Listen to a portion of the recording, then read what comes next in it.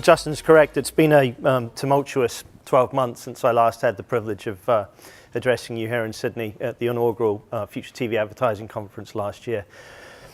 As traumatic as the last 12 months have been, at least I'm capable of recognising that Peter Field was the photobomber, the grandfather or one of the godfathers of modern marketing effectiveness, was the photobomber for the prestigious award that you guys won. So I've still got my sensibilities with me. So having survived what was a testing 12 months, I'm happy to be safely in the arms and in the embrace of the Amobee business. And Amobee is all in on TV. They were successful in the auction, placing nearly $150 million on the table to secure what were the videology assets in mid-2018. And what I'd like to talk to you about across the course of the next 20 minutes, and I'm of course very mindful that I'm between you and lunch, is what it is that we think about when we think about TV, and what it is that we're continuing to work with some of the preeminent buyers and sellers of TV across the developed TV economies in Western Europe, North America, and increasingly through the APAC region.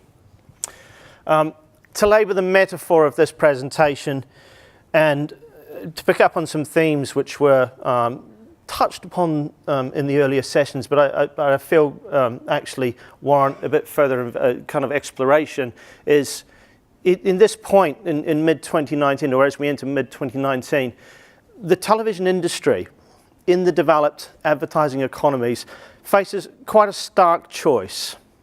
Right? It's a stark choice between sleepwalking complacently into a future where the rules, the means, the authority of marketing is dictated by a small number of very powerful global businesses that have been established across the course of the last 15 to 20 years and have looked to significantly disrupt marketing. Or it's to respond, it's to engage, it's to react, and it's to retool the television business so that it's a fit-for-purpose, progressive media business that can provide best-in-class, progressive thinking, progressive solutions to the advertisers and the community within marketing that need television to provide brand growth and the things that are so important to advertisers and brands.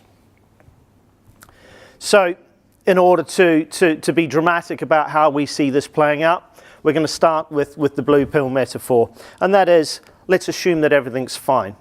And we should start by thinking around how we are influenced by macroeconomic and cultural considerations that actually happen outside these rooms, right? That happen outside the domain of the television industry itself. So whether it is things like Brexit, right? And the cataclysmic economic situation which is going to unfold in the event of either a Brexit with a deal or without a deal. Whether it's the looming on-off tariff wars between the US and China, or whether increasingly it's the fact that CMOs, right, are not only disenfranchised and removed from board positions or executive responsibility within large corporations, they are increasingly tied to tenures that are 18 months or shorter.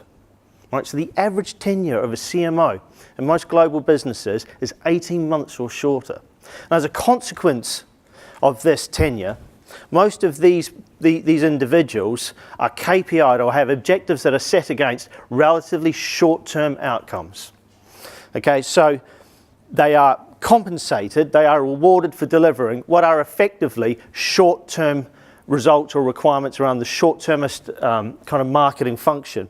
And so this premise, you know, that long-term brand building and the power and penetration of brands that can only be built over a long-term period, i.e. using the strength of TV, is somewhat diminished against the need to deliver a short-term outcome, right? And Danny touched on that very briefly in the session that he just had with Paul. And as a consequence, everything becomes commoditized, right? So it becomes about the price of everything and the provenance of nothing, right? It's a race to the bottom because I can buy something cheap and it's going to drive an outcome. A very short-termist thinking philosophy means that these guys, because they are rewarded or compensated or acknowledged against their performance against this very short 18-month window, they perpetuate this cycle where they commoditize everything, they use automated or programmatic trading channels to pursue their goals, and the circle perpetuates itself. And some businesses have been very, very successful about architecting and designing systems that support and perpetuate that model. And to the extent where they are so powerful that they are now not only setting their own homework, they're marketing their own homework. And they're doing this frequently without any sort of executive or independent oversight. Right? There is no independent adjudication into the efficacy of these businesses or the efficiency of these businesses. They've been incredibly effective at designing their own systems, and they self-actualize their own success. And in doing so, we discover that they start to disintermediate the relationship between the advertiser and the agency and the people who are supposed to provide, the individuals who are supposed to provide independent counsel, right? Who have disengaged themselves from the emotional process and are able to offer independent assessment, right? They're not invited in, they're not welcomed into this process. But because it self-actualizes success, it perpetuates that investment cycle. And in many respects, they're able to engage with the client and the marketing community in a way that transcends sales, or transcends that suggestion that we have to pitch or we have to advocate, because they are now having this unfettered access because they are able to continue to provide metrics around success, which they in themselves were authoring and adjudicating and reporting back against. And as a consequence of this thinking, as a consequence of this behavior playing out, we're seeing that in most developed advertising economies, that investment into these large digital businesses continues to grow at an unfettered rate, right? Admittedly, what we observe here in Australia is at the very, very sharp end of this pattern of behavior, but it is frankly extraordinary. Right? The fact that across a 4-year period, per annum, the large digital businesses will be extracting an additional nearly $3 billion worth of revenue is just frankly phenomenal. And to put that into some sort of real world context, for every dollar, all right, for every dollar that is forecast to be reduced from the TV revenue budgets across the course of the next 4 years, $70 is going to go into the digital channels. Right, and inevitably, as we've just heard from Danny in his conversation with Paul, that's going to go to a very small number of very, very large operators. It's $8 million a day, incremental revenue that's going to go into these businesses. Now, blue pill thinking, all right, per the previous slide, blue pill thinking is, do you know what? That's not so bad because as TV guys, we're doing okay, right? We're up or down a point. We're up or down about 40 mil, yeah? Right, admittedly, that's, what's that? It's 160 episodes on average production budgets for maths, right? We can live with that, we can live without it, okay? But generally, we're doing okay. This growth that these digital businesses are experiencing is not coming at my expense, right? There's a degree of complacency. And I've got to be completely candid with you guys. Across the course of the sessions that we've had so far today, I have been somewhat surprised around this kind of absence of urgency, this absence of alarm about stats like this. Right? I'm also surprised that I'm the first person that's presented to it. Now, admittedly, my sources may have some error, or there may be some margin of interpretation here. But the fact of the matter is that we find ourselves in the television business right here, right now, at a frog boiling moment. Right? It might feel okay. It might feel quite warm right now, and it might feel that we're doing okay, right? But the fact of the matter is, at these sorts of power ratios playing out, there is a distortion happening in the market, and that distortion matters, right? And I'd like to pick up on what Guy talked about this morning when he did this, when he did his summary of analysis for the SVOD businesses and the impact the SVOD businesses were going to have on this market. Now, reticent to disagree with a research analyst because he's got access to numbers and data that I don't have access to. But what I would also suggest in looking at his analysis is that I feel that there's a bit of a conjurer's misdirection trick at play. Right? Yes, the impact of the SVOD business is going to be incredibly important, right? But the real distortion is coming from the much larger global businesses that are increasingly being capitalized and growing that capital pot to compete on a level which no television business can compete with, right? And the smarter digital businesses are already starting to make major plays for sports rights, non-domestic sports rights, amongst other things, to help them make inroads into the television business. Now, I know that this market, like many markets, has very strong regulatory protections for sporting rights, the anti-siphoning laws that provide for some warranties for free-to-air distribution for this content. But if you think that increasingly high-speed broadband penetration in this market is going to be mid to high 90s across the course of the next couple of years, you align that with the fact that these businesses, these large digital businesses, have doubled the amount of money that they spend on political lobbying over the course of the next couple of years. And then you align that up against the fact that increasingly these businesses are already making very strong acquisition plays for content rights, including sporting rights in other markets, and for international franchises, then you're looking at a very real scenario where the regulatory protections that these sporting rights, these tentpole franchises have in your television businesses, that they will become under threat through political process and through the weakening of regulatory protection over the course of the next couple of years. Right? Like I said, this is a frog boiling moment. Right? This isn't just about the fact that 40 odd million means 160 less episodes of MasterChef. Right? It's much bigger and much more significant than that.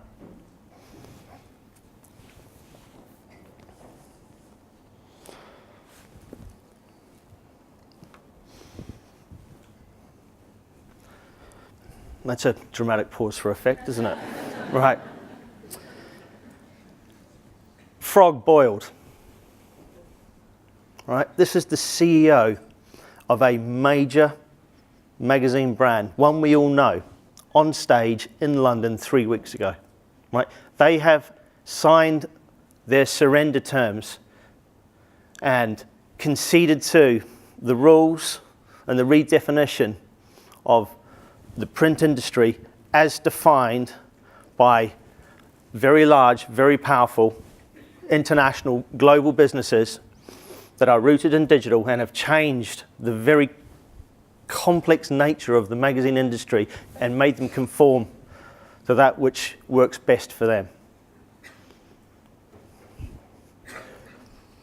We don't think it has to be this way, right? That's our why. That's our why to respond. Right? And what I was encouraged by when I listened to the panels and the speakers this morning is that the complacency which would lead to an inevitable surrender of the television business isn't as prevalent in this market as what we've seen in some other markets. And we are big fans of taking the red pill and owning the change. Right? And it starts with the television business starting to rally around what really matters and what really contributes. And because I'm mindful of time and the fact that I'm between you and lunch, I'm not going to belabor this slide because I feel that Karen gave it a much more thorough, much more elegant, much more articulate presentation in a couple of minutes ago. But what we do discover is that when these large digital businesses attempt to step out of their comfort zone, when they attempt to provide services or solutions which are designed to take on the power of television, they fail. Right? There is an abject failure in driving the metrics that really count, the metrics that really help brands grow and penetrate markets. Right? And so we need to reframe the dialogue, and we need to elevate within that TV's narrative. Right? And I'm picking up on a glib comment from somebody in one of the panels earlier. The old is the new. Right? This isn't new stuff. This has been kind of TV's kind of heartland and core power for the best part of the last 50 years. But somewhere along the line, right, this compelling reason to believe has been lost in the noise lost in the evangelism, and lost in the pursuit of that short-termist goal and those short-term 18-month tenure and the need to achieve those short-term goals. And as we start to see some of the drawing back from that kind of manic obsession with short-termism and a reframing of marketing to think about what really counts in the long term, then we should see a more embracive approach to the holistic thinking, more diverse thinking around what is important in media channels and what drives business outcomes and the things that are of greater importance to clients and brands. And TV stands in a privileged position to really capitalize upon that, right? And you know, nothing says this more starkly than the fact that the very businesses who stand and preach around one particular avenue of communications and one particular way of driving business outcomes are themselves some of the largest investors in television advertising in the US, right? And let's be honest with themselves, you know, 4x growth is impressive, but it's already starting from a pretty high base. You add Apple to this mix and you've got multi-billion dollars worth of advertising revenue going into TV. Because what do they know? They know that TV works, right? It helps drives brand, it helps drives awareness, it helps drives all those things that are incredibly important for advertisers. And in owning the change, we can do it on our terms, right? And I want to pick up on a point that Kim made in her opening address this morning around TV being a platform, right? And if TV is going to be a platform, then TV has to adopt platform thinking, right? And TV should unashamedly thinking about building its own walls, right? We operate in a market, and I think it was Kurt and Michael who kind of referenced this morning, that we're operating in a market which is dominated by a very few number of very powerful businesses, very, very powerful brands that have unfettered access to clients and drive their narratives. And they drive these narratives based on what's important for them as a platform. Right? Television, if it's going to be a platform, needs to adopt this mentality. It needs to take this thinking on board. Television is a powerful marketing channel, right? It remains the most effective, most preeminent marketing channel, but it can re-empower itself, right, to compete on a level footing in a progressive manner on its own terms, right? We talk to clients and major buyers and major sellers of television in these developed markets around this concept of principality. Right, this concept of sovereign state and sovereignty, which is important around operating on your terms and conditions, where you set the rules of engagement, the rules of confidentiality, the rules of trading, right? Underpinned by technology, underpinned by things that and developments that make TV more progressive and more appealing and more competitive with the digital offerings, right? But on TV's terms. And I think sovereignty is an incredibly important concept that we need to be mindful of as increasingly, you know, folk look to disintermediate in the television ecosystem. And bottle of Malibu for me for being the second reference point for Byron Sharp today. But you know, what we heard on the panel just previous to Danny was, you know, TV remains in 2019 a very awkward, complex and archaic buying channel, right? And it needs to be emancipated, right? It needs to democratize itself, and it needs to make itself more available, more easily to all its constituents, right? And there are, you know, I was pleased, you know, it was very pleasing to hear Michael talk about 9 Voyager, because it strikes me as being one of the most progressive efforts to open up television to a greater number of advertising opportunities and help, you know, present itself in a way that is more 24/7, more on, more available, and not just for those top tier clients or for those kind of larger entities that can afford to do television, but for the local advertiser, for the SME that does have aspirations to be a television brand. And finally, by no means least, you know, this sense of data integrity, right? And there is, as described this morning, you know, the social contract between, you know, the viewer and the television set, or the viewer and the broadcast, that at all points in time for a television industry must remain of paramount importance and must be respected above and beyond any commercial need to monetize data. Because if we can maintain the integrity of that relationship and the privacy and the permissions that sit around that data, then we can activate and create utility out of that data. So long as we do have that viewer permission, we are respecting those privacy requirements. And as such, brands, advertisers, agencies, buyers, sellers, and broadcasters can start to unlock that value in that data, because that data is incredibly important, but it's only important if it is activated and utilized in a way that is fit for purpose and doesn't breach that social contract between the viewer and the broadcaster. So to that end, it's time for change. And it is incumbent upon us to own that change. It is incumbent upon us to be responsible for the health and well-being of television. And I think it's well within our capacity to own this. And if I'm cheeky enough to paraphrase Kim from this morning, if television is the new black, then we need to take the red pill. Thank you. Thank you, Rhys.